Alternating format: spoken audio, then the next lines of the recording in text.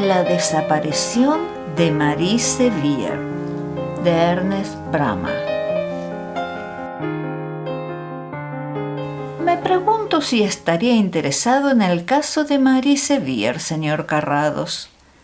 Si los ojos de Max hubieran estado acostumbrados a expresar emociones, sin duda habrían pestañeado de incredulidad ante el inspector Vidal, que le presentó a su amigo de semejante modo el caso de la escolar de Swansted-on-Thames, cuya inexplicable desaparición 2 semanas antes había llenado columnas enteras de los periódicos con emocionantes especulaciones, hasta que la absoluta imposibilidad de mantener la atención informativa por carencia total de pistas había relegado finalmente a la pobre Marie Sevier a la oscuridad de un suelto sin importancia.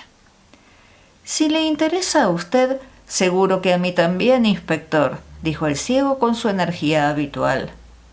¿Aún están en ello, entonces? Claro que sí, señor. Lo tengo entre manos, pero por lo que sabemos... Bueno, sabemos es tal vez una palabra excesiva. Ah, sí, comentó Carrados. Recuerdo que había muy pocas pistas. No creo haber tenido jamás un caso de este tipo con menos pistas válidas, señor. Por el rastro que dejó, la chica podía haberse desvanecido perfectamente y desde ese día hasta hoy, con la excepción de aquella nota impresa que recibió su madre, ¿lo recuerda, señor Carrados? No hemos tenido ni la menor pista en la que valga la pena gastar las suelas de los zapatos. Así que entiendo que sí ha tenido muchas pistas, pero ninguna que... El inspector Vidal esbozó un gesto de resignada desesperación. Dejaba traslucir la paciente exasperación de un hombre responsable que lleva mucho tiempo penando. Hay que decir que el caso estuvo bastante tiempo en el candelero, señor. Dudo que haya habido un caso más llamativo y popular en años. Mire, yo estoy a favor de dar publicidad cuando las circunstancias sugieren que las fotografías o las descripciones pueden arrojar alguna luz sobre los hechos. Pero a veces resulta bastante incómodo para aquellos que tienen que resolver el caso.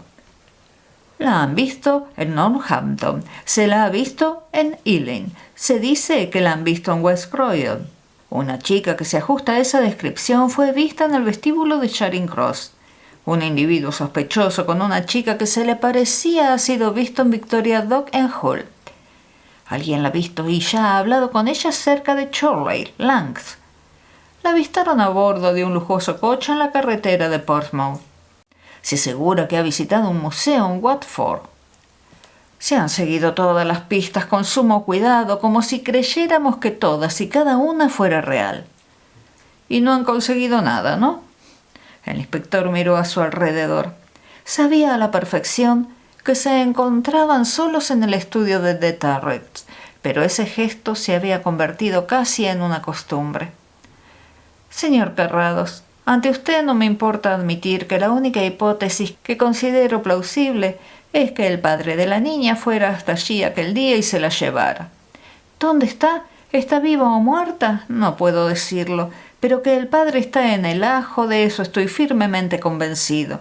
Y es más, añadió con intencionada lentitud, espero que así sea. ¿Y por qué?, preguntó Carrados.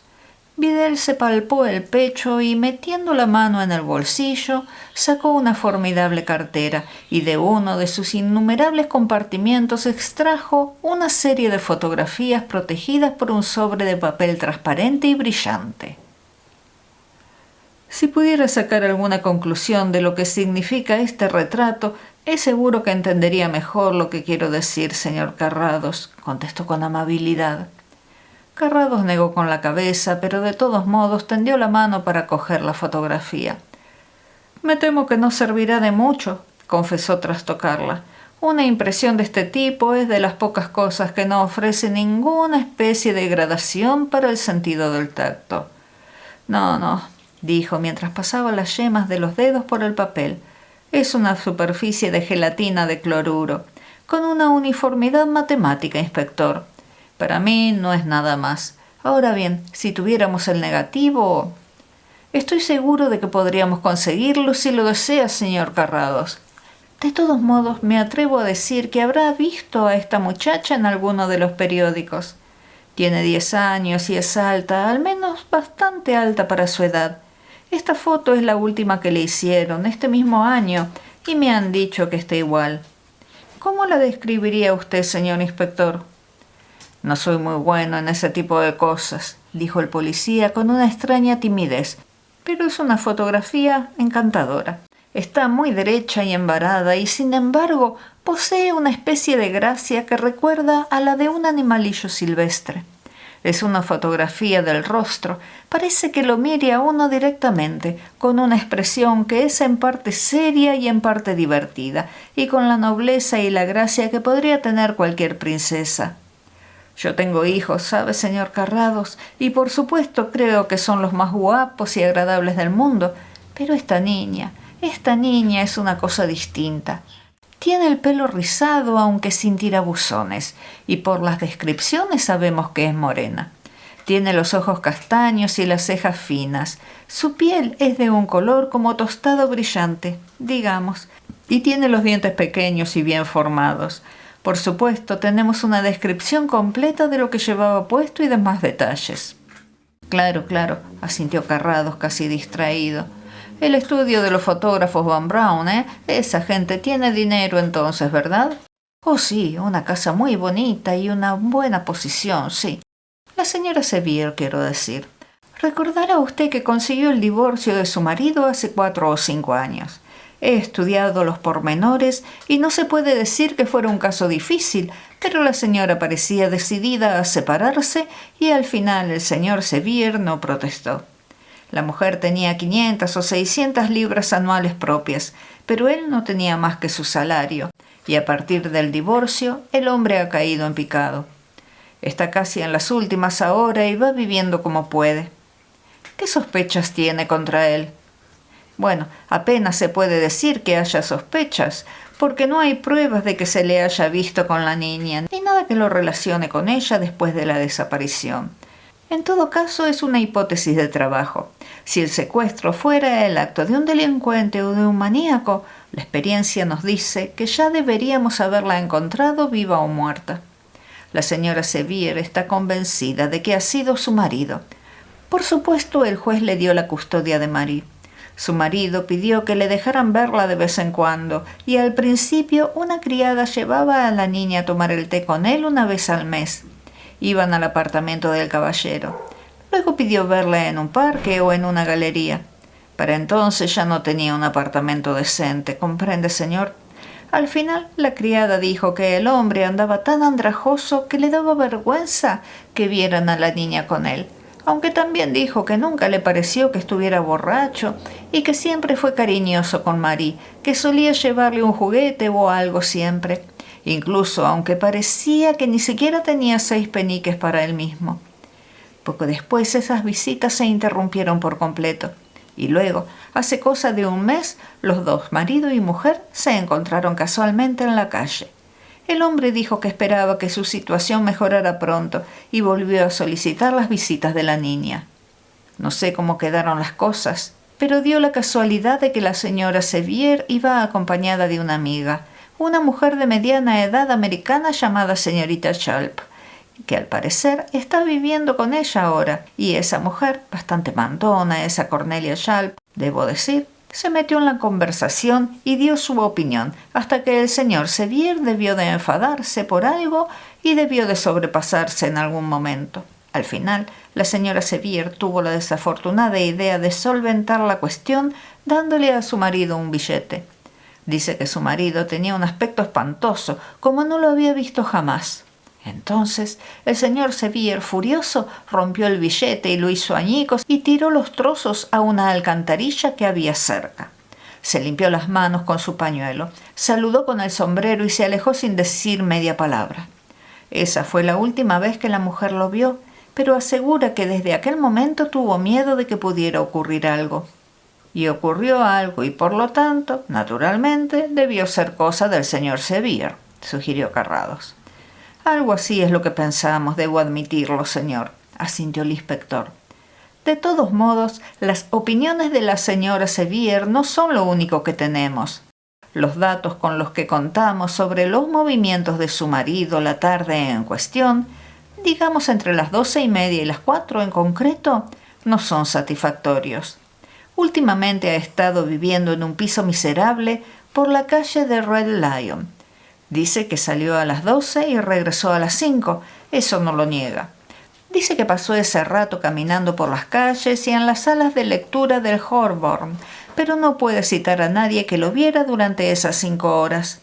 Por otra parte, un empleado de la estación de Swanstead lo identificó como uno de los pasajeros que se bajó allí del tren a las 13:17 aquella misma tarde. ¿Lo identificó por las fotos de los periódicos? En primera instancia sí, señor Carrados. Después en persona. Hablar o no fue una identificación meramente visual. Solo lo vio. Supongo que le llamaría la atención por el extraordinario hecho de que el pasajero llevaba sombrero y corbata, como en la fotografía, o tuvo la idea de fijarse en él minuciosamente por algo indescriptiblemente sospechoso en el modo en que el pasajero le entregó el billete. Puede que sea cierto, Vidal, lo admito, pero desconfío muchísimo del peso que puedan tener esas identificaciones casuales, tan abundantes en nuestros días. ¿Usted está satisfecho con esa historia, señor Vidal? Bueno, solo como aportación que podría confirmar otras pruebas mejores, señor. Hasta que encontremos a la chica o tengamos alguna pista de ella, estamos condenados a tener en cuenta estas aportaciones con la esperanza de encontrar un buen hilo del que tirar. Bueno, y luego está la carta que recibió la señora Sevier. ¿La tiene aquí? El inspector cogió la cartera que aún no había devuelto a su bolsillo y rebuscó en otro departamento. Es una carta muy extraña, comentó mientras le entregaba el sobre al señor Carrados y esperaba su opinión. El ciego pasó las yemas de los dedos por el papel y de inmediato comprendió por qué aquella carta era especial. Los renglones estaban impresos, pero no de forma consecutiva, y cada letra iba seguida de un espacio en blanco. Era evidente que alguien había recortado las letras de otra hoja y las había pegado en el sobre para componer la dirección. Londres, E.C., 5:30 p.m., 15 de mayo, leyó Carrados en el matasellos. El día del secuestro hay un tren que sale de Swanstead y llega a Lambeth Bridge a las 16:47, apuntó Vidal. ¿Qué estaba haciendo ese empleado de la estación suyo cuando partió el tren? No trabajaba, señor. Carrados sacó la carta del sobre y la leyó igual que había hecho con el sobre, pero tocando con mayor lentitud porque la impresión era más pequeña. El tipo de letra y de papel sugerían de nuevo un origen periodístico. En la mayoría de los casos el autor había encontrado las palabras enteras. No se asusten, decía el mensaje compuesto. La muchacha está en buenas manos. El único riesgo radica en seguir buscándola. Esperen y regresará a casa sana y salva. ¿Han identificado el periódico del que se extrajeron estas palabras? Sí, contestó el inspector. Todas están recortadas de The Times, del 13 de mayo. Lo que aparece en la parte posterior de los recortes nos lo confirma absolutamente. Todo parece muy bien organizado y premeditado, señor Carrados. Todo el incidente apunta a eso. La fecha del periódico no significa mucho, pero la deliberada selección de las palabras, el modo tan cuidadoso en el que han sido recortadas y alineadas, todo ello unido al momento y la hora en que la chica desapareció y la hora en la que fue enviada la carta, sí, creo que puede dar por sentado que hubo premeditación, inspector. El papel es de lo más común, un envío desde Londres, y el método de un hombre que usa recortes porque teme que, aunque lo disimule, su caligrafía podría delatarlo. Carrados asintió. El señor Sevier no puede estar pensando en retener durante mucho tiempo a la niña, apuntó casi de pasada. ¿Qué motivación podría tener? La señora Sevier está convencida de que lo ha hecho para herirla, como una venganza. ¿Y esta carta sería para tranquilizarla? El inspector se mordió el labio mientras sonreía ante aquel envite.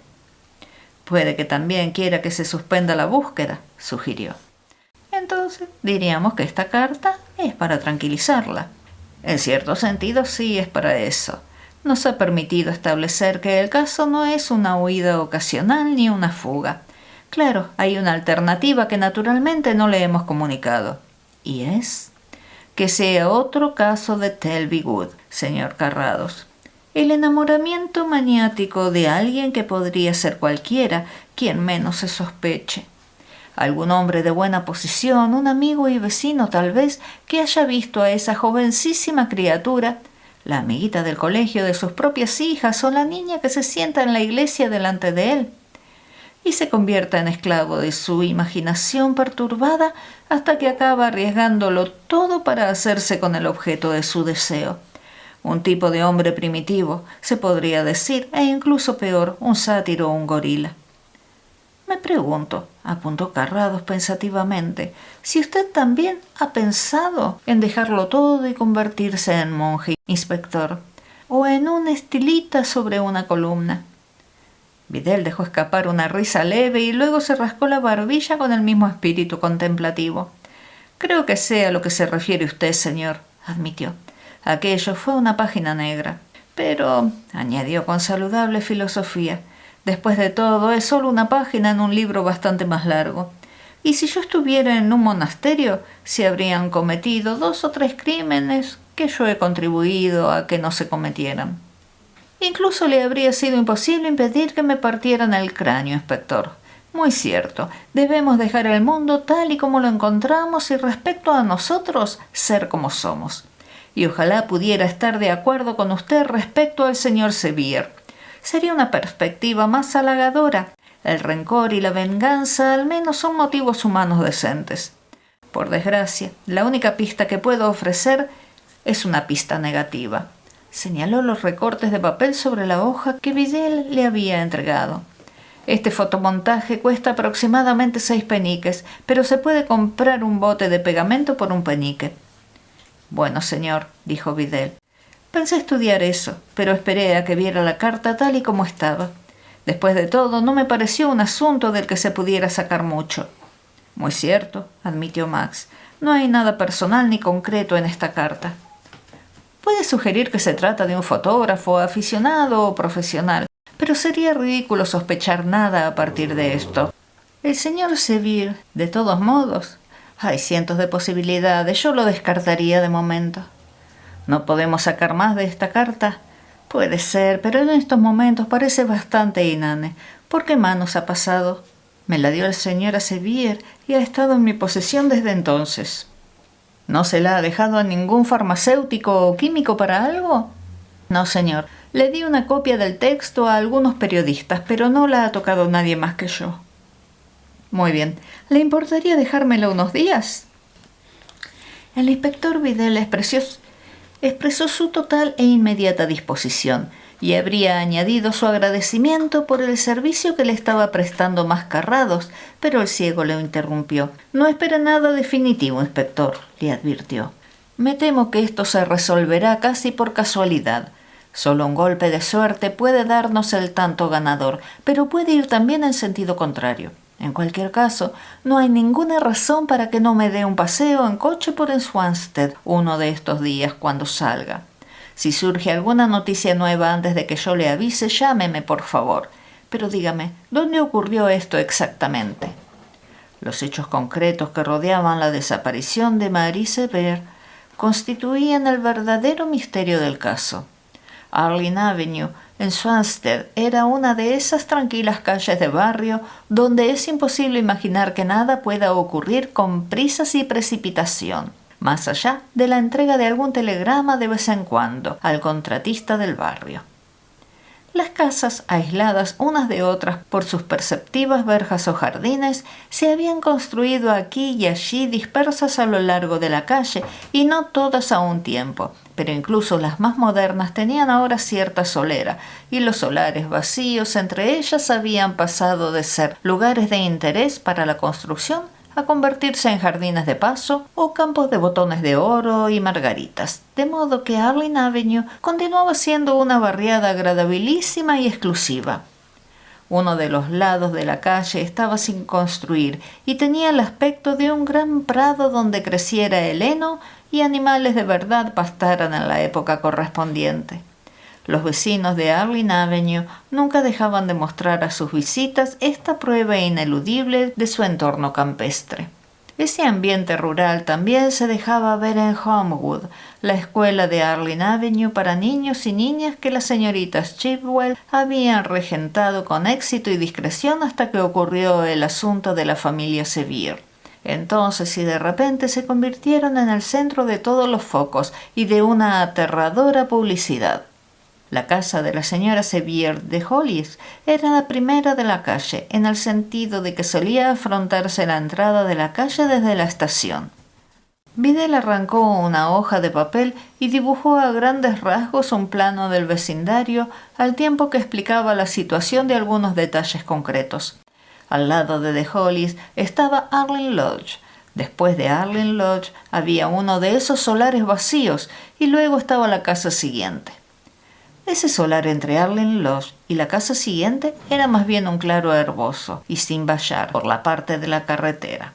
Y en ese punto fue donde el inspector subrayó el lugar clave y lo marcó finalmente con una inquietante X. Originalmente aquel claro, sin duda, había sido el lugar donde se había proyectado otra calle, pero el plan al parecer había quedado en nada. De vez en cuando, una pequeña cuadrilla de muchachos con vocación expedicionaria y con el ficticio optimismo de la juventud se aventuraba en aquella pequeña selva enmarañada de hierbas altas con la esperanza de encontrar moras por allí. De vez en cuando, algún tapicero de paso o algún gitano vagabundo lo consideraba como el lugar apropiado para echarse una siesta, pero su uso verdaderamente legítimo parecía ser el de proporcionar un acceso lateral al jardín de Arlene Lodge. El inspector dibujó la puerta del jardín cuando se acordó y especificó que esa puerta rara vez se utilizaba y siempre estaba cerrada. Luego prosiguió dibujando la avenida hasta llegar a la escuela, indicando todas las casas y otras características del barrio.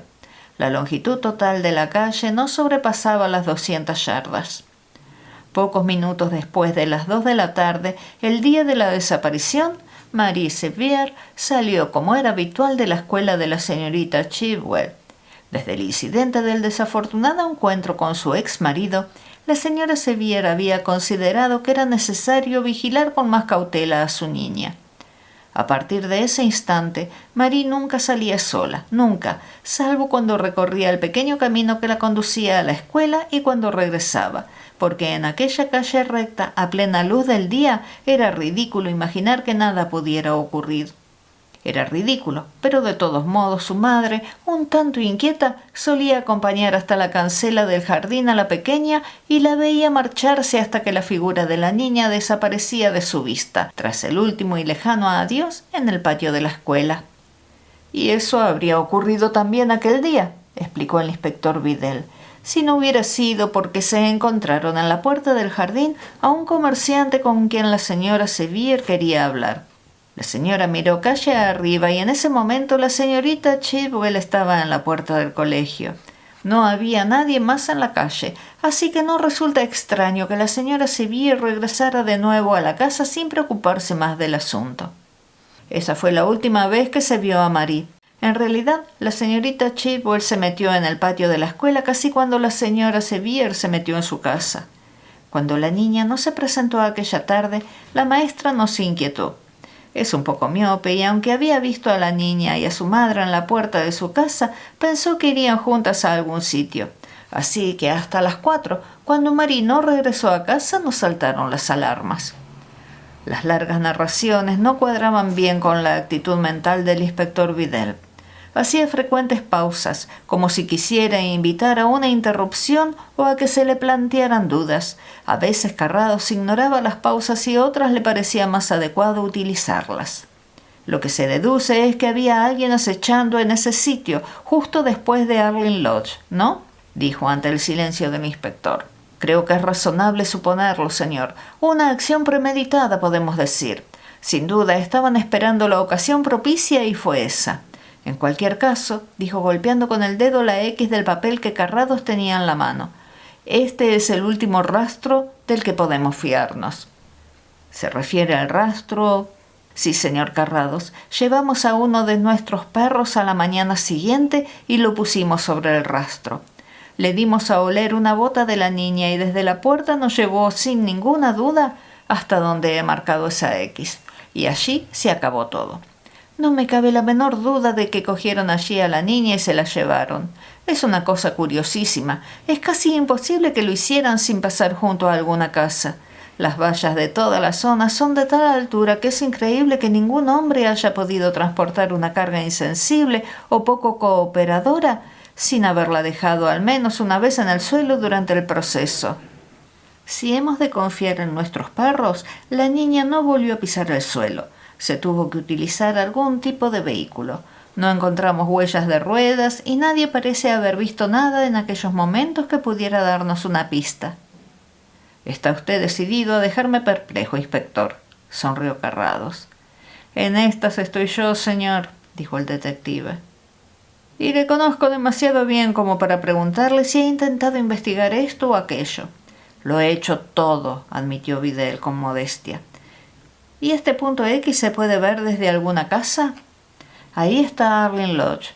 Hay una ventana que da a esa zona, pero los árboles son demasiado tupidos como para poder ver nada. Además, es solo una ventana de un pasillo. El doctor Ercilly me llevó hasta la ventana para poder mirar». «¿Ercy? ¿El doctor Ercy? El caballero que vive ahí?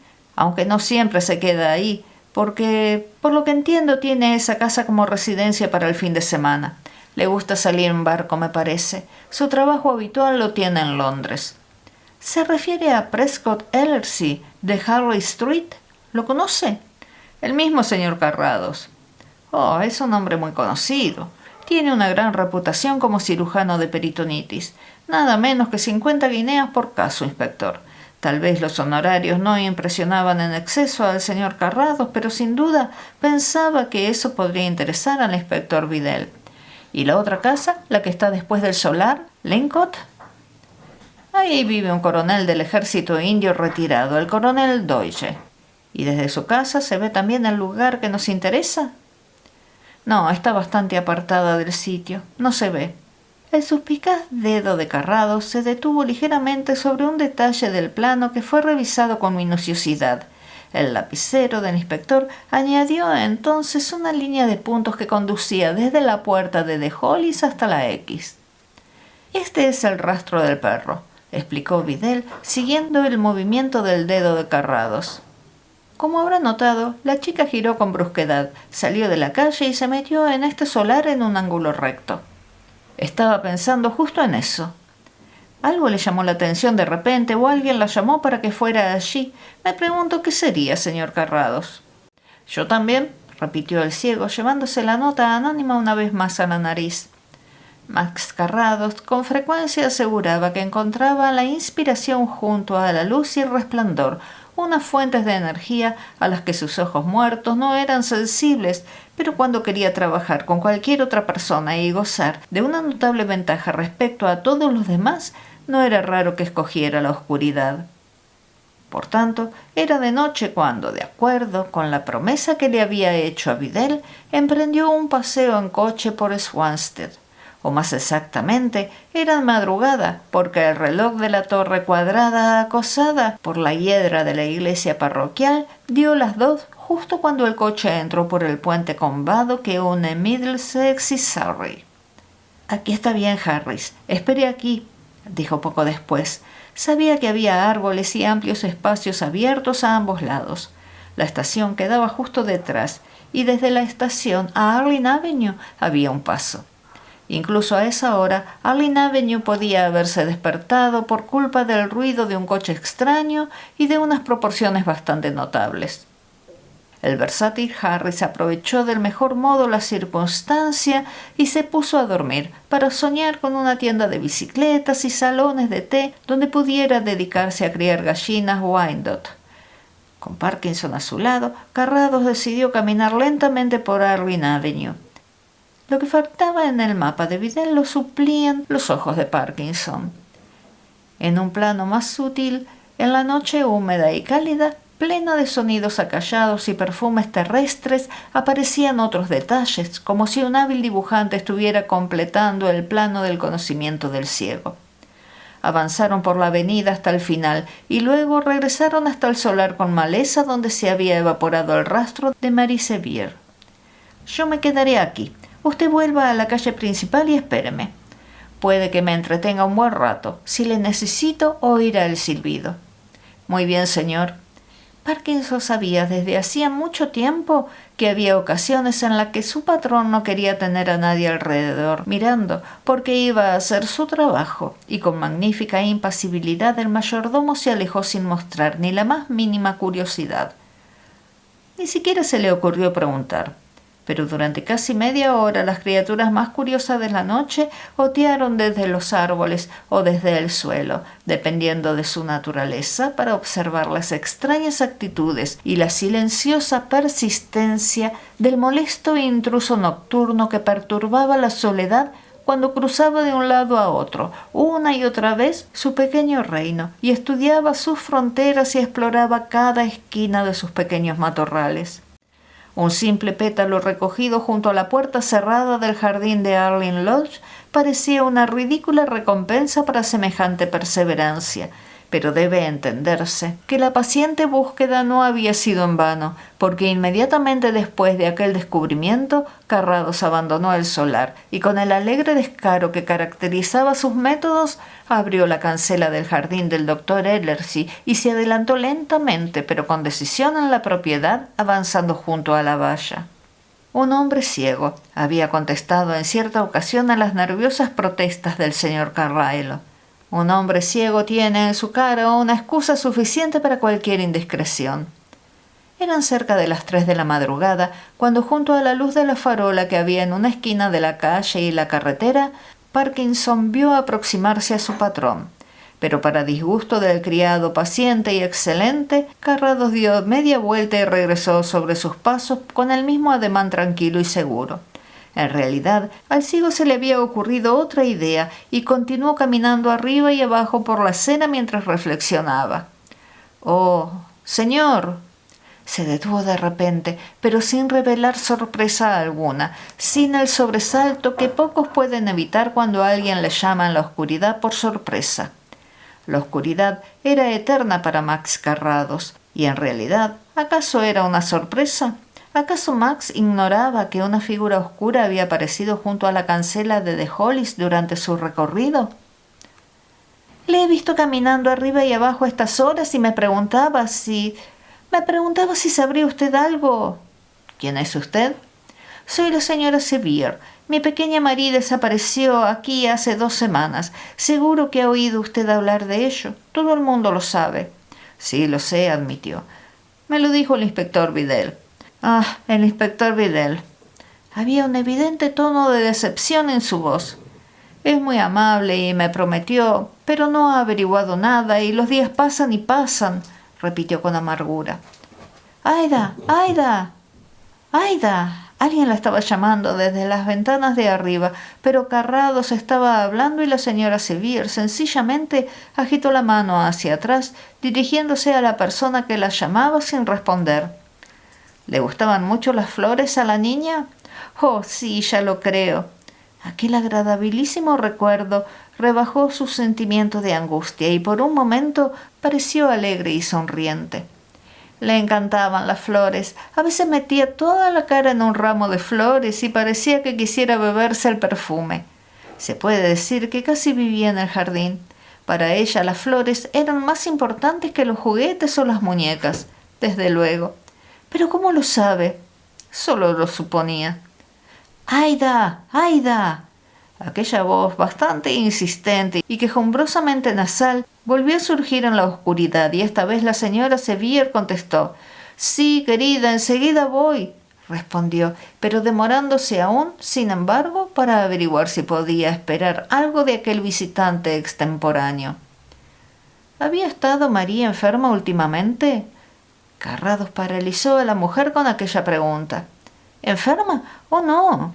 La respuesta fue inmediata y vehemente, y lo dijo casi con resentimiento, y pareció que el orgullo de la madre residiera precisamente en la impecable salud de su niña.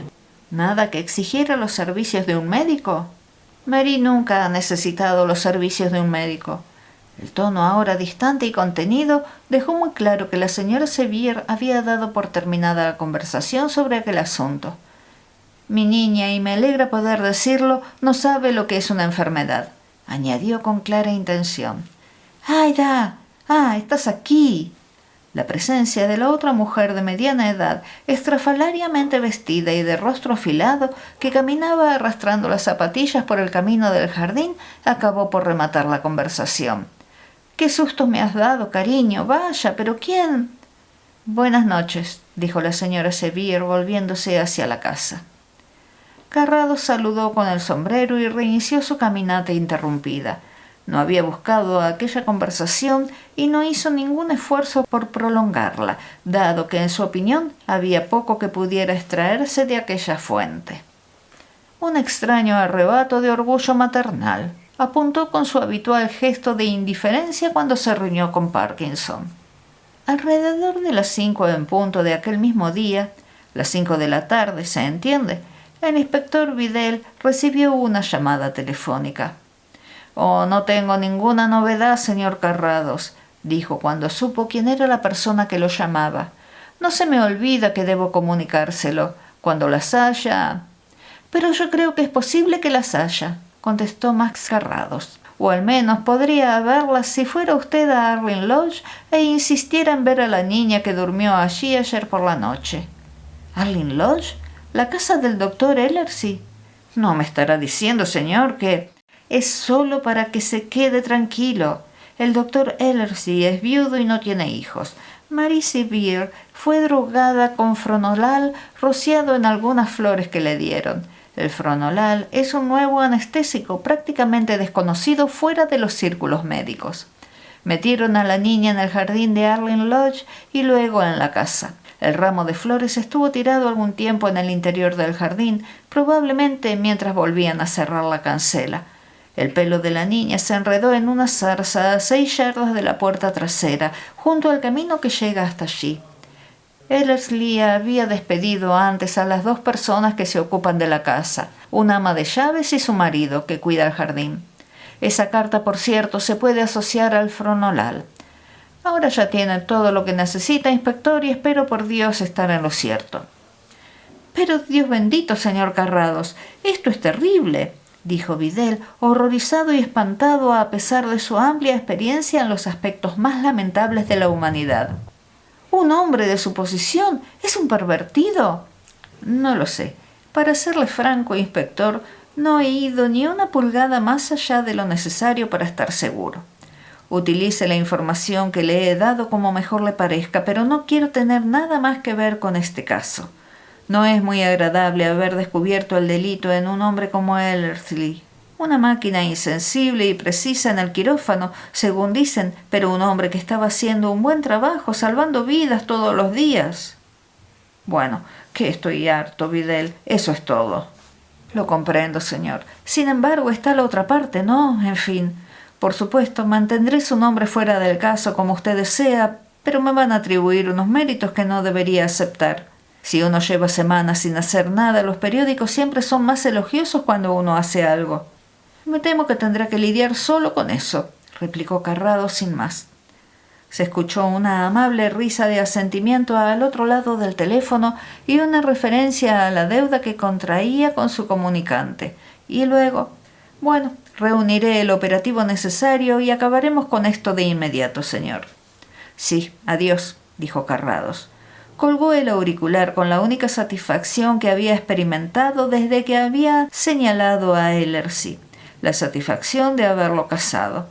El asunto era repugnante en sí mismo, y para añadir otro elemento de disgusto, por un par de circunstancias que había tenido ocasión de conocer en el pasado, tenía un verdadero respeto por el cirujano al que algunos calificaban de brutal, pero al que todo el mundo consideraba excepcionalmente eficaz. Habría sido un asunto mucho más agradable para el ciego eximirlo que implicarlo. Se dirigió a una bandeja con monedas sicilianas del período independiente para quitarse el mal sabor de boca y juró que no leería ni una sola palabra de lo que se dijera sobre el caso. «Hay un caballero que desea verle, señor. Dice llamarse Sevier». Y ocurrió que, alrededor de una hora después de que hubiera archivado definitivamente su interés por el caso, Max Carrado se vio otra vez sumergido en sus turbulentas aguas. Si el señor Sevier hubiera sido un mero suplicante acomodado, tal vez, pero el ciego tenía un espíritu lo suficientemente vagabundo para conceder toda su simpatía y compasión a una persona que, por el contrario, lo sabía, se encontraba en graves dificultades económicas. Con un destello de imaginación, fue capaz de ver al pobre desgraciado caminando desde la calle Red Lion hasta Richmond, y tras decirle que no se le recibiría, volviendo desde Richmond a la calle Red Lion, porque no tenía ni 6 peniques para gastar. El hombre que siempre le llevaba un juguete. «Son casi las 7, ¿no, Parkinson? El señor Sevier se quedará y cenará conmigo». Estas fueron casi las primeras palabras que escuchó el visitante. «Muy bien, señor». «¿Yo? ¿Cenar?», preguntó el señor Sevier rápidamente. No, de verdad que no». «Ojalá fuera usted tan amable de hacerme compañía», dijo Carrados con humilde determinación. Parkinson se retiró, sabiendo que las cosas se harían como decía su patrón. «Estoy bastante solo, señor Sevier, y mi egoísmo lo demuestro invitando a cenar a la gente. Si una persona me visita durante el desayuno, tiene que quedarse a desayunar. Si llega a la hora de la comida, tiene que quedarse a comer, y así sucesivamente». «Sus amigos, sin duda», aventuró el señor Sevier con latente amargura. «Bueno, estoy inclinado a calificar como amigo a cualquiera que tenga a bien iluminar mi oscuridad. Usted también lo haría en mis circunstancias, seguro». Y entonces, de un modo bastante inconsciente, con ese amable trato, los años de degradación social fueron desapareciendo en el señor Sevier y se encontró aceptando la invitación con las frases convencionales de turno y hablando a su anfitrión exactamente como si fueran 2 hombres que hubieran compartido un mismo mundo en los viejos tiempos. Sospechando lo que había llevado a su casa a aquel hombre y sabiendo que eso importaba poco o nada, Carrados mantuvo a su invitado lejos del asunto de la desaparición de su hija hasta que volvieron a estar solos tras la cena. Entonces, para no retrasar más el tema, Sevier lo planteó con una pregunta directa. «¿Scotland Yard le ha consultado a propósito de Marie, señor Carrados? ¿No está eso en los periódicos?» «No lo sé», contestó Sevier, «pero no me fío de los periódicos. Entre la gente con la que yo trato hay mucha información que nunca aparece en la prensa. A veces no son más que fantasías, naturalmente, pero con bastante frecuencia tienen fundamento. En estos momentos soy casi una persona famosa entre mis conocidos, y soy un don nadie sin importancia en la ciudad, naturalmente, pero mi identidad ha salido a la luz y todo lo que guarda relación con el famoso caso Sevier me persigue. He oído que el inspector Vidal, que tiene el caso entre manos, le ha consultado algo, así que se deduce que usted está colaborando». «¿Y si así fuera?», preguntó Carrados. «Si así fuera», añadió su invitado, «tendría algo que decirle, señor Carrados. A Vidal se le ha metido en su dura y torpe mollera que yo debo de ser el secuestrador de mi hija porque, según las líneas de investigación ortodoxas y los móviles, no es capaz de imaginar que pudiera ser nadie más. En realidad, señor Carrados, yo quiero muchísimo a mi hijita, demasiado como para sacarla de su cómodo hogar. Mi desafortunada esposa puede tener sus defectos, y no me importa admitir que los tiene, graves defectos y muchos, además, pero al menos ha podido proporcionarle a María una vida decente. Cuando supe de la desaparición de mi niña, ya estaban los periódicos a la mañana siguiente, creí que me volvía loco. Leía con pavor toda la prensa esperando que anunciaran que se había encontrado el cuerpo y para leer los detalles espantosos de rigor sobre un asesinato bestial y enloquecido. Busqué en mis bolsillos y solo encontré un chelín y unos cuantos peniques. Sin tener una idea clara de lo que se suponía que tenía que hacer, me fui a la estación y me gasté el dinero en un billete de tercera en Swanstead. «Oh», interrumpió Carrados. ¿El que llega a las 13:17? Sevier se rió con aire desdeñoso. ¿Lo dice usted por el empleado de los ferrocarriles?, dijo. Sí, ese espabilado simplemente adelantó su experiencia 24 horas cuando días después vio que podía sacar algún beneficio. Oh, me atrevería a decir que realmente lo pensó entonces. Respecto a mí, antes de llegar a Swanstead ya me di cuenta de que había metido la pata. Pero de todos modos, ¿qué podía hacer ya? Nada que el guardia local menos eficiente no pudiera hacer mucho mejor. Lo último que quería era encontrarme con Aida, con la señora Sevier. Apenas salí de la estación giré a la derecha en vez de a la izquierda y me vine caminando a la ciudad. ¿Y ha venido ahora, 15 días después o más, a contarme eso, señor Sevier? He venido para saber si puedo confiar en Vidal. Al principio no me importaba un pimiento lo que pensaran, porque a cada momento esperaba oír lo peor. Pero puede que eso no haya ocurrido. Han transcurrido 2 semanas sin que se haya descubierto nada, así que la niña puede estar viva en alguna parte. Si usted se ocupa del caso, tal vez haya alguna posibilidad, siempre que no les haya permitido que le metan en la cabeza que yo he tenido algo que ver con el asunto. Yo no creo que usted haya tenido nada que ver con el asunto, señor Sevier, y creo que Marie está todavía viva. Gracias a Dios, dijo Sevier con una repentina vehemencia. Me alegra mucho, muchísimo oírle expresar esa opinión, señor Carrados.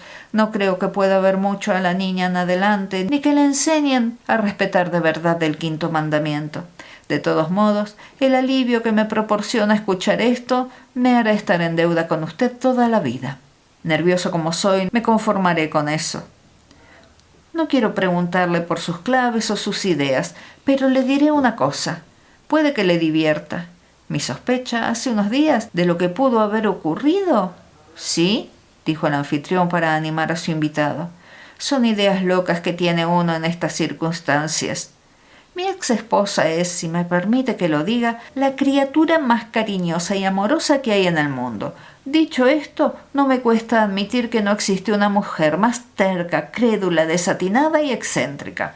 No hay una moda tonta y pasajera que no adopte, y lo que es algo aún más trágico, en la que no crea absolutamente, desde la leche de ozono a los aullidos rítmicos. Hace algún tiempo se metió en la ciencia cristiana. Una arpía atroz llamada Chalp, una sanadora profesional, se le pegó y desde entonces la tiene dominada. Bueno, pues aunque parezca solo una fantasía, estoy por creer que Marie cayó enferma y bajo esa bien intencionada pero grotesca actividad curandera murió. Luego, para ocultar el fracaso de sus ideas o porque les entró el pánico.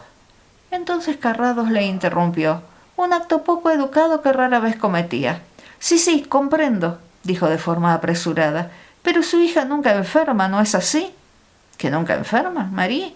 Oh, no. En los últimos 6 meses, Pero la señora Sevier me dijo en concreto, estas fueron sus palabras, que Marie no sabe lo que es una enfermedad. Esa es su cantinela. Sostiene que la enfermedad no existe, así que para ellas no tiene ningún significado. Pero yo describiría a Marie como una niña delicada en general, con ataques biliosos y todo eso. Ciencia cristiana, problemas gástricos y Prescott Ellerslie, santo cielo, esto lo explica casi todo. Nada malo, espero, aventuró el señor Sevier. Espere.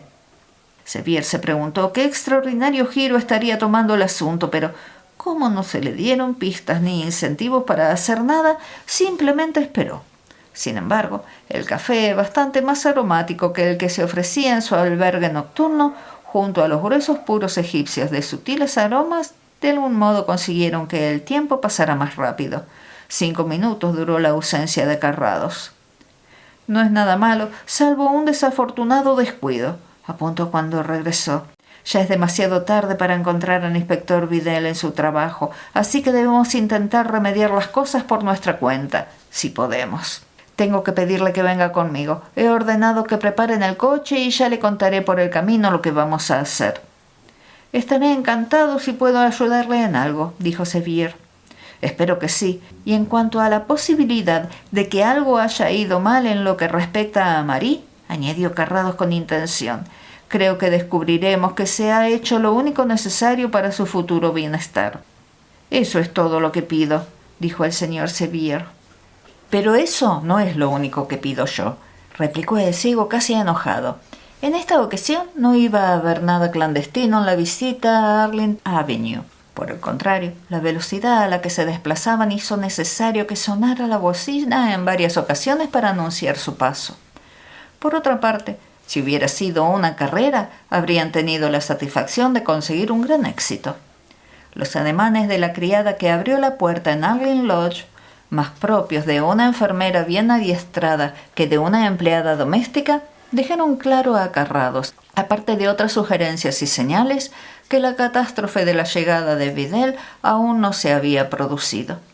Cuando la joven de la puerta comenzó a mentir respecto a lo que se le preguntaba, consciente pero con una evidente inexperiencia, el visitante se limitó a aceptar las explicaciones y escribió unas cuantas palabras en su tarjeta. Cuando regrese el doctor Ellerslie, ¿querría entregarle por favor esta tarjeta inmediatamente?, dijo. Esperaré. Puede deducirse que el regreso del gran especialista había sido calculado de forma providencial, porque Carrados apenas se había sentado cuando Prescott Ellerslie entró en la sala con la tarjeta de visita en la mano. «¿Señor Carrados?», preguntó. «¿Querría explicarme esta petición bastante extraña, me parece, de reunirse conmigo?» «Por supuesto», replicó Carrados. «El texto se debe a la necesidad de que nos atienda cuanto antes. Esta conversación es el resultado de mi deseo de ayudarle». «Gracias», dijo Ellerslie con neutra cortesía. «¿Y en qué puedo servirles?» «Está a punto de llegar el inspector Vidal, de Scotland Yard. Esta vez no es para comprobar qué se ve desde su ventana, sino para exigirle que suelte a la desaparecida Marie Sevier. Y si usted se niega a admitir que sabe algo de la niña, ejercerá toda su autoridad para registrar la casa». «Oh, vaya», replicó el doctor con una asombrosa compostura. «Y si la situación se desarrolla tal y como usted ha precisado, ¿cómo se propone ayudarme?» «Eso depende un poco de cómo explique usted las circunstancias del caso». «A buen seguro, entre el señor Carrados y Scotland Yard no hay nada que pueda quedar sin explicación». «Un servidor solo puede hablar por sí mismo», replicó el ciego con un buen humor impasible. «Y en cuanto a usted, hay varias cosas que debe explicar. Es probable que no tengamos mucho tiempo antes de que llegue el inspector, pero tendremos el suficiente si está usted dispuesto». «Muy bien», asintió Ellerslie. «Está usted absolutamente en lo cierto al pensar que Marie Sevier está en esta casa. Yo mismo la traje aquí, pero no para nada malo, sino para remediar una antigua y penosa enfermedad. Supongo que ya lo suponía usted». «No en esos términos», replicó Carrados con amabilidad. «Sin embargo, así es. Hace 10 años, una niñita dulce y preciosa, mi única hija, fue despiadadamente conducida a la muerte por una mujer ignorante y crédula que se había hecho cargo de ella, y solo en virtud de su fe. Esa religión se llamaba ciencia cristiana. Se me presentó la oportunidad y a día de hoy estoy en condiciones de declararme culpable de haber atentado contra todas las formalidades sociales y legales al secuestrar a Marie Sevier y evitarle ese mismo destino». Carrados asintió con gesto grave. «Sí», dijo, «eso es lo que quería saber. Yo solía ver a esa niña cuando iba a la escuela. Siempre que estaba yo aquí», continuó el doctor con aire melancólico, «y no tardé en empezar a vigilarla para saber a qué horas iba a pasar. Era de todas las criaturas vivientes la más alegre y la más viva, resplandeciente y vibrante con la fuerza de la alegría de vivir. Un pequeño ser con una gracia maravillosa, delicadeza y encanto. Cuando la conocí un poco, supe que tenía esas maneras distinguidas que se suelen asociar irracionalmente solo con los hijos de la grandeza y la riqueza. Una joven nobleza. En muchas cosas me recordaba constantemente a la pequeña niña que perdí. En otros sentidos me atraía por lo diferente que era. Así pues, señor Carrados, por eso me interesaba Marie Sevier. Yo no conozco a los Sevier y nunca he hablado con su madre. Creo que solo lleva viviendo aquí 1 año y en cualquier caso yo apenas tengo vida social en Swansted. Pero hace unos pocos meses mi buena y valiosísima ama de llaves se hizo amiga de una de las acompañantes de la señora Sevier, una persona de mediana edad, muy seria, que había entrado en la familia en calidad de cuidadora de Marie. La amistad con esta señora fue casi natural porque nuestros jardines son colindantes, y se desarrolló hasta el punto de que las dos acabaron tomando juntas el té en alguna ocasión. Mi señora Glass es una vieja parlanchina. Le confesaré que mis mayores problemas con ella han radicado en averiguar cómo conseguir que esté callada. En este caso, la dejé hablar y dirigí la conversación por donde me interesaba. Por ella supe que mis vecinos eran adeptos a la ciencia cristiana y que tenían a una de esas llamadas sanadoras viviendo con ellos. La información me infundió un terror repentino. «Así que nunca están enfermos, ¿verdad?», pregunté sin darle mucha importancia. La señora Sevier no había estado enferma desde que había abrazado la ciencia cristiana, y la señorita Schulp fue descrita en una frase que obviamente era de su propia cosecha como completamente autónoma. Los criados podían visitar a los médicos si lo deseaban, aunque se les presionaba ferozmente para que olvidaran los trucos de la medicina y para disipar lo que consideraban una mera ilusión. «¿Pero no hay una niña en la familia?», pregunté. Al parecer Marie había sufrido de vez en cuando la ilusión de que no se sentía bien. Había tenido dolores. Con el tratamiento espiritual de la señorita Schulp, la alucinación de la niña se había disipado. La señora Glass se había reído de semejantes ideas, se dio por enterada y se despidió de su amiga, reconociendo su talento para contar chistes.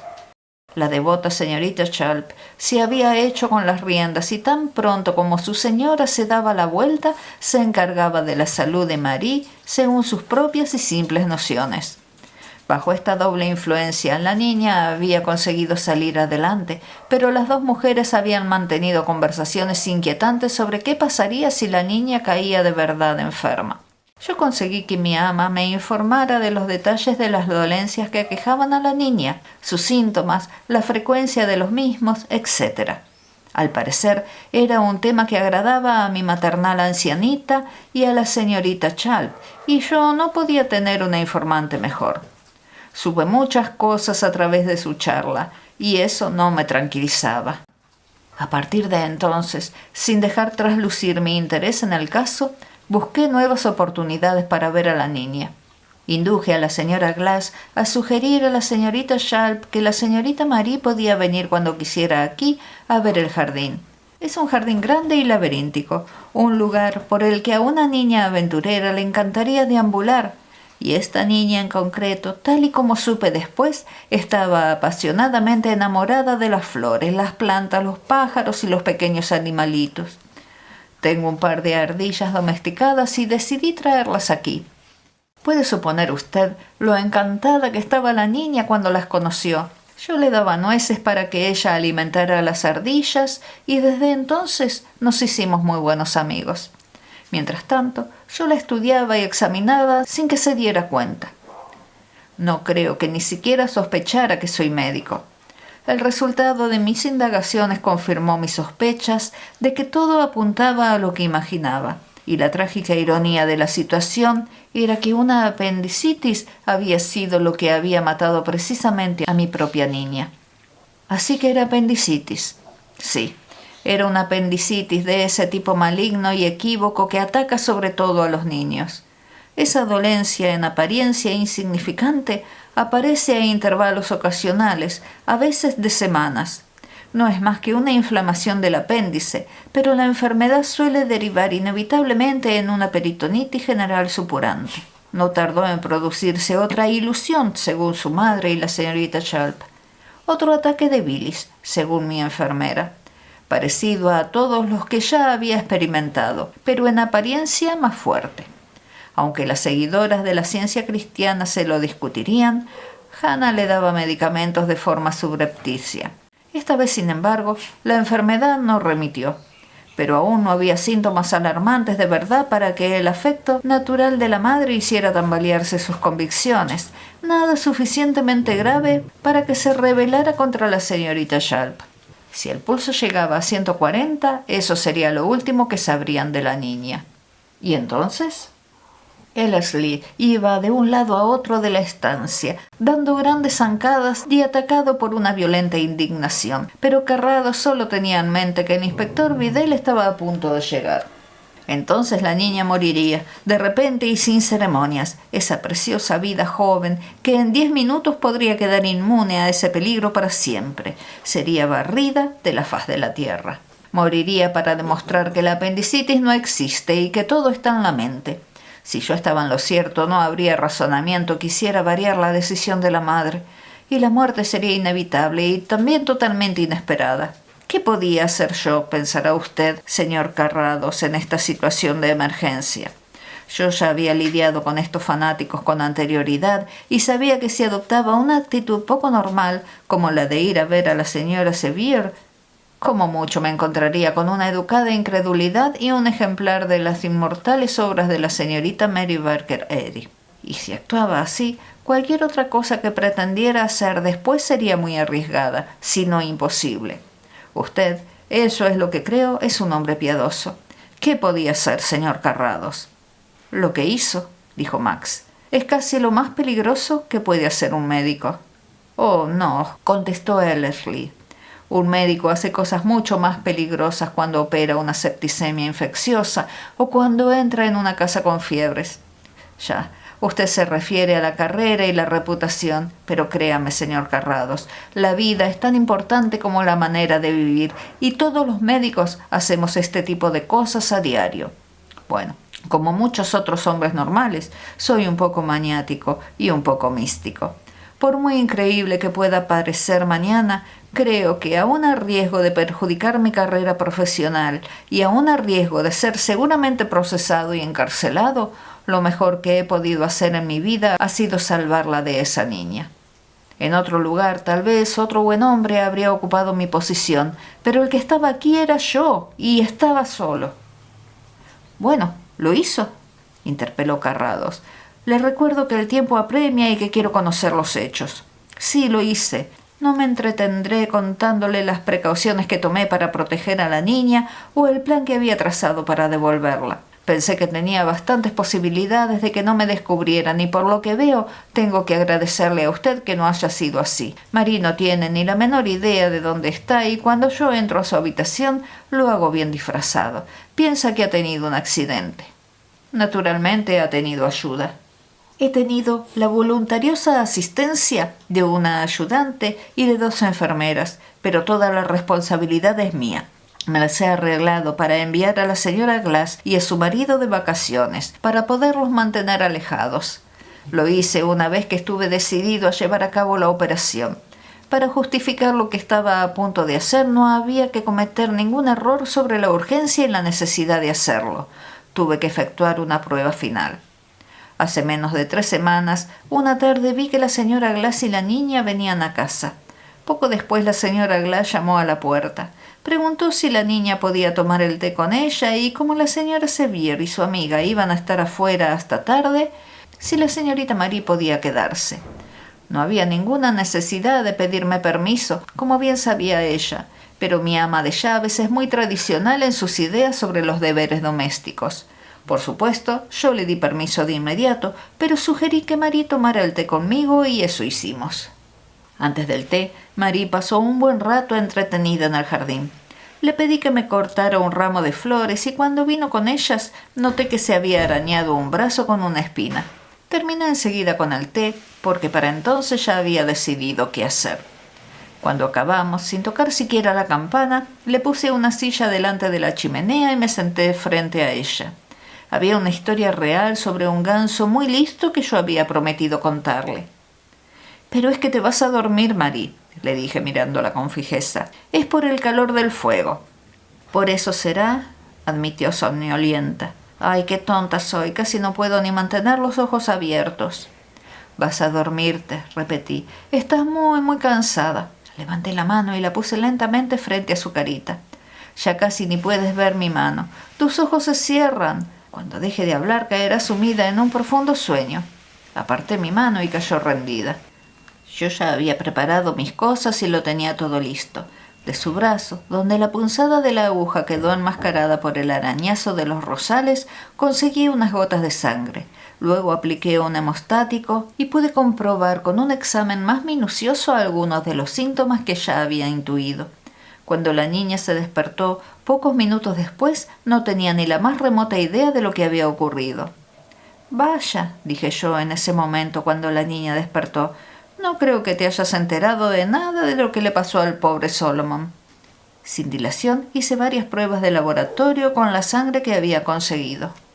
El resultado, en combinación con otros síntomas advertidos, era concluyente. Decidí tomar cartas en el asunto por mi cuenta en ese mismo momento. La operación en sí misma fue sencilla y un perfecto éxito. El estado de la niña demostró que lo que hice era absolutamente urgente. Ahora Marie Sevier probablemente vivirá más que su madre, sobre todo si esa mujer sigue confiando en la ciencia cristiana. Y respecto a las consecuencias que pueda haber para mí, lo siento, pero no me arrepiento. Toda una sorpresa, inspector? El inspector Vidal, acompañado de la señora Sevier, y si el grado comparativo puede utilizarse para indicar su importancia relativa, más acompañado aún por la señorita Sharp, había llegado a Arlyn Lodge y le habían indicado que pasara inmediatamente. Fue Carrados quien le dio la bienvenida de ese modo. Vidal miró a su amigo y luego al doctor Ellerslie. Siguiendo una costumbre casi inconsciente, el inspector incluso miró a un lado y a otro, calculando las medidas de la estancia, registrando la posición de la puerta y la ventana y los principales objetos del mobiliario. Su mente trabajaba con bastante lentitud, pero siempre de un modo lógico, y en los casos donde bastaba una inteligencia sólida, normalmente tenía éxito. Se había presentado con la señora Sevier para identificar a Marie, a quien él nunca había visto, y sus hombres permanecían en el exterior atentos al sonido del silbato en caso de que surgiera cualquier contingencia. Comprendió entonces que podría tener que modificar su actuación y decidió proceder con cautela. «Bueno, señor», admitió, «no esperaba verle aquí». «No lo tenía previsto, señora Sevier», dijo Max, y le hizo una leve reverencia. «Creo que usted y yo ya nos conocemos, al menos de modo informal. Su amiga, la señorita Sharp, ¿o me estoy equivocando? Es fabuloso que estemos todos aquí». «Sí, así me llamo, señor», replicó la recalcitrante Cornelia Sharp. «Pero no recuerdo». «En la puerta de madrugada, muy de madrugada, la pasada noche, señorita Sharp. Reconozco sus pasos». La señorita Sharp había lanzado una mirada de recatada timidez ante aquella apreciación. «Porque le aseguro, mi querida señorita, que aunque la oí, efectivamente no la vi. Bueno, inspector, he descubierto que estaba equivocado y le he equivocado a usted. El error fue mío, un gravísimo error, y usted estaba en lo cierto, la señorita Sevier estaba en lo cierto, el doctor Ellerslie estaba indiscutiblemente en lo cierto. Y hablo por él porque fui yo quien atribuyó un motivo deplorable a sus acciones. Marie Sevier se encuentra en esta casa, pero fue acogida aquí por el doctor Ellerslie en su condición de profesional de la medicina y estableciendo una relación estricta de médico y paciente. El señor Sevier, al final, ha admitido que él es el único culpable. Como ve, usted estaba en lo cierto después de todo». «¡Arthur! ¡Oh!», exclamó la señora, profundamente conmocionada. «¿Pero por qué?», exigió la otra mujer con hostilidad. «¿Por qué iba ese señor a querer retenerla aquí?». «El señor Sevier estaba muy preocupado por la salud de su hija», contestó Carrados con seriedad. «Dice que temiendo que se tratara de algo serio, la puso en manos de este eminente especialista que descubrió que la niña estaba en una situación peligrosísima, casi crítica, que solo podía remediarse mediante una operación urgente. El doctor Ellerslie ha salvado la vida de su hija, señora Sevier». «Paparruchas», gritó la señorita Sharp con un ataque de nervios.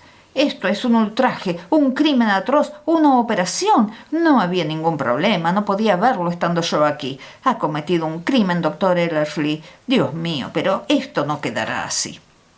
La señora Sevier se desplomó en una silla pálida y temblorosa. «No me lo puedo creer», consiguió articular al fin. «Es un delito. El doctor Ellerslie no tenía... Ningún doctor tenía derecho a hacer esto. El señor Sevier no tiene autoridad tampoco para hacerlo. Los tribunales me dieron la custodia única de Marie». «Discúlpeme», terció Carrados con la amabilidad de quien se controla absolutamente y tiene conocimiento sobre el tema. «Discúlpeme, pero ¿había usted informado al doctor Ellerslie sobre este asunto legal?». No, admitió la señora Sevier con una leve sorpresa. No, ¿por qué debería haberlo hecho? Cierto, ¿por qué iba a hacerlo? ¿Pero tenía usted alguna idea de que el doctor Ellerslie estuviera al tanto de los detalles de sus infelices diferencias domésticas? No lo creo en absoluto, pero ¿qué tiene que ver todo esto con...? Solo esto. ¿Por qué debería el doctor Ellerslie cuestionar la autoridad de un padre que trae a su hija a la consulta? Esto demuestra, como mínimo, que él era el único que parecía preocupado por el bienestar de la niña. Lo único que el doctor Ellerslie podía sospechar era que la desautorizada fuera usted, señora Sevier. Un doctor no puede dedicarse a investigar los asuntos particulares de una familia cuando tiene que llevar a cabo una operación quirúrgica urgente. Pero todo este tiempo, esta angustia, esta espera horrible, debe de haber oído algo. Carrados se encogió de hombros y pareció estar mirando por la estancia hasta donde su anfitrión había permanecido hasta entonces de pie e impertérrito. Efectivamente, lo sabía, señora Sevier. Era imposible no saberlo. Pero también sabía algo más, y para un médico los intereses de su paciente son lo más importante y están más allá de cualquier consideración. Si se dan las circunstancias en las que deba explicar mi conducta, estaré preparado para justificar mi silencio. Ya lo creo que se darán las circunstancias, y muy pronto, no lo dude, chilló la incontenible señorita Sharp. Hay una cosa más en este asunto, Aida, que tenemos que ver. Es una idea ridícula meter a tu marido en esto. Yo nunca creí que estuviera en el ajo. Es un hombre demasiado pusilánime para tener los nervios suficientes y hacer esto. ¿Y dónde está ahora, además, Arthur Sevier? Se ha ido, claro, ha abandonado al país y a expensas de otros. En absoluto, dijo Carrados muy amablemente. Ya que usted pregunta, señorita Sharp. Señor Sevier, dijo alzando la voz. Se abrió la puerta y entró el señor Sevier en la estancia con una gran calma y sangre fría. Hizo una leve reverencia a su mujer y asintió también a los gestos de los policías. Bueno, inspector, empezó, al final me ha acorralado, lo admito. No estoy tan seguro de eso, replicó brevemente Vidal. Oh, vamos, es usted demasiado modesto. Ha pulverizado usted mi insostenible coartada. La carta con las letras pegadas indudablemente era mía. Y Gregson, su testigo seguro e irrefutable de la estación, también cuenta, inspector. No hay testimonio más convincente que el de Gregson, lo entiendo. Vidal se rascó la barbilla pensativo, pero no contestó. Las cosas parecían haber llegado a un punto muerto. Tal vez podamos sentarnos todos y conversar, sugirió el doctor para romper el silencio. Somos muchos, pero creo que hay sitio para todos. Si no estuviera muerta de cansancio, no me sentaría en la casa de un hombre que se llama doctor a sí mismo. Se excusó la señorita Sharp y luego se sentó con mal humor. Al hacerlo de modo tan violento, soltó un gritillo, un agudo ay de dolor y temor, y la mujer volvió a ponerse de pie. Se giró y miró con suspicacia la silla de la que acababa de saltar. «Es una aguja, Cornelia», dijo la señora Sevier, que estaba en la silla de al lado. «Mírala, aquí está». «Vaya, por Dios, qué mala suerte», exclamó Ellerslie, observando lo ocurrido. «Es una de mis agujas quirúrgicas. Espero que mis enfermeras la hayan esterilizado después de la última operación». «¿Pero qué dice?», exclamó la señorita Sharp aterrada. «Bueno», añadió el doctor con tranquilidad, «quiero decir que hay algo llamado infección, al menos para mí», añadió. «Existe algo llamado septicemia. Para usted, afortunadamente, esas cosas no existen. Igual que el dolor, que tampoco existe», añadió con gesto meditativo. «¿Me está usted diciendo?», preguntó la señorita Sharp con aterrada lentitud, «que por culpa de su incompetencia, de su criminal incompetencia, estoy corriendo el riesgo de una infección?» «Cornelia», exclamó la señorita Sevier con el rostro blanco de incredulidad. «Por supuesto que no», contestó el cirujano. «¿Cómo va a correr usted ningún riesgo de infección si eso no existe?» «No me importa si existe o no». «Cornelia», repitió su devota discípula horrorizada. «Cállate, Aida. Esto es asunto mío. Esto no es como una enfermedad normal. Siempre me ha dado terror la septicemia. He tenido incluso pesadillas con eso. Mi padre murió por septicemia. Hubo que ponerle tubos de cristal en las venas y murió una noche. Oh, no puedo ni pensar en ello. No creo en nada más, pero en la septicemia...» Un escalofrío recorrió su cuerpo. «Le digo una cosa, doctor», declaró finalmente, descendiendo de pronto a los asuntos más prácticos. Si caigo enferma por esto, armaré un escándalo de 1000 demonios y tendrá que enfrentarse también a otros muchos y considerables perjuicios.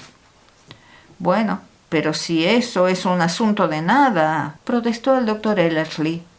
Si me permite usted inspeccionar la zona. La señorita Chalp se puso tan roja como se puede poner una señorita de 45 años de piel morena. ¿Cómo que quiere inspeccionar la zona?, replicó la mujer. Esto es... ¡Oh, Cornelia!, exclamó la señora Sevier en tono de reproche, con lágrimas de desilusión en los ojos. ¿De verdad vas a traicionar los grandes principios que me has enseñado? Tengo una enfermera experta, sugirió el médico. Ella lo hará tan bien como yo. ¿De verdad vas a...? Preguntó la señora Sevier, porque no cabía la menor duda de que la señorita Chalp quería solucionarlo tan pronto como fuera posible. No niego ni una coma de mis principios, Aída, apuntó, pero uno tiene que diferenciar. Hay enfermedades naturales y enfermedades no naturales. Decimos que no existe la muerte, pero nadie niega que los seguidores de la ciencia cristiana, y esto es un hecho, en términos generales también mueren. Tal vez esto te supere, querida, pero confío en que algún día veas la luz de este profundo misterio. ¿Así?, dijo la señora Sevier con gélido desdén.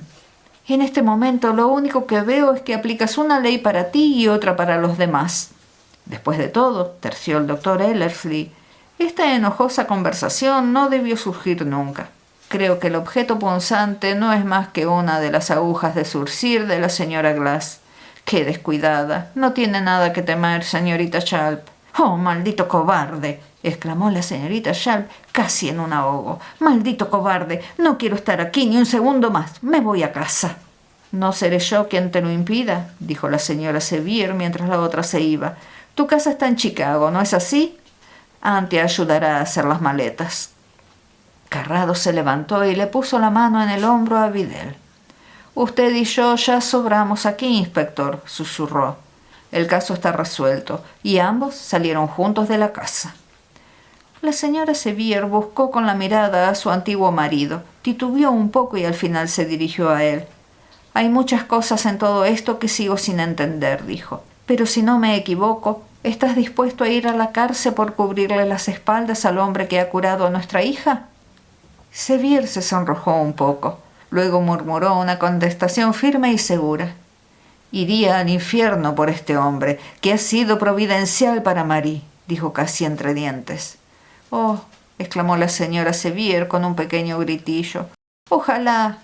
Nunca dijiste que irías al infierno por mí. El mendigo miró fijamente a su exmujer. Entonces, una curiosa mirada, una media sonrisa de ternura y de humor burlón se dibujó en sus rasgos. Querida mía, contestó con seriedad, tal vez no te lo dije nunca, pero lo pensé muchas veces. El doctor Ellerslie, que había acompañado a la puerta a Max y al inspector, se volvió. Parece que María está despierta, dijo. ¿Quiere subir a verla ahora, señora Sevier? Con una tímida sonrisa, la mujer enlazó su brazo en el del hombre andrajoso. Debe subir conmigo, Arthur, le ordenó.